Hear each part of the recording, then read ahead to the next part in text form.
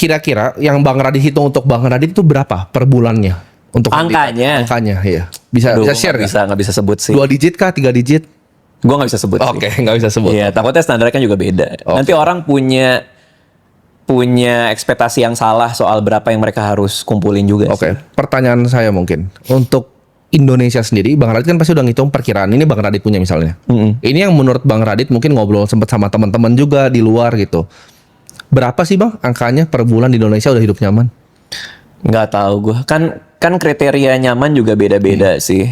Gue nggak tahu sih. Oke. Kalau buat orang-orang lain. Kita ngomong minimalisme, dari awalnya mungkin nyaman naik ekonomi nih ke Singapura.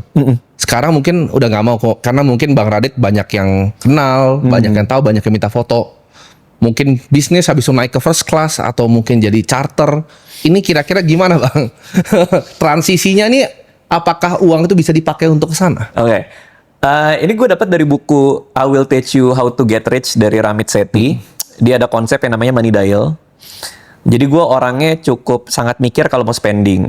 Jadi barang-barang yang gue pakai sekarang nih, celana udah lama banget, sepatu dibeliin sama Anissa. Kaos akhirnya gue baru beli di Singapura nih gue beli 5 warna putih juga.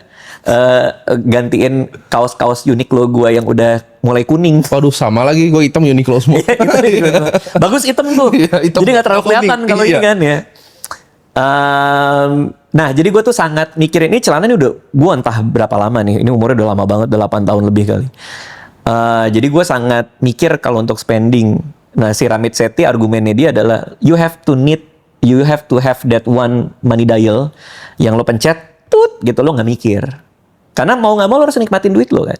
Ya. Nah akhirnya karena tadi gue pengen bikin memori sama keluarga gue, maka money dial itu adalah segala hal yang untuk bikin memori itu, which is traveling tadi bersama keluarga, experience bersama keluarga gue. Itu yang gue pencet tut, nah nyambung ke lo, inflationnya dari mana?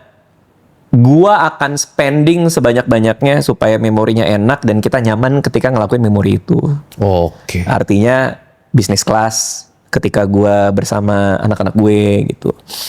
Dulu tuh bercandaan gue sama Anissa tuh, aku nanti kalau misalnya jadi orang tua, anak tuh harus di ekonomi, kita di bisnis gitu. Gak mau mereka harus di bisnis juga, tapi gak bisa bro, kalau udah punya anak gak bisa bro. Bro itu semua beda, kenyataan tuh berubah semua. Saya kenal dari nonton Malam Minggu Miko.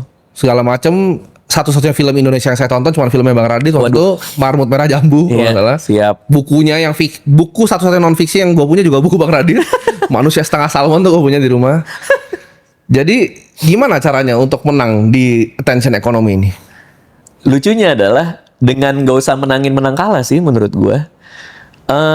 Modal terbesar seorang komedian itu adalah kejujuran dia dalam menceritakan keresahannya dia. Anehnya, semakin yang lo ceritakan itu personal buat lo, semakin banyak yang dengerin. Itu anehnya seni bro. Semakin itu buat lo nih, keresahan pribadi lo, makin luas yang dengerin. Malam Minggu Miko itu kan cerita gua gak dapet cewek.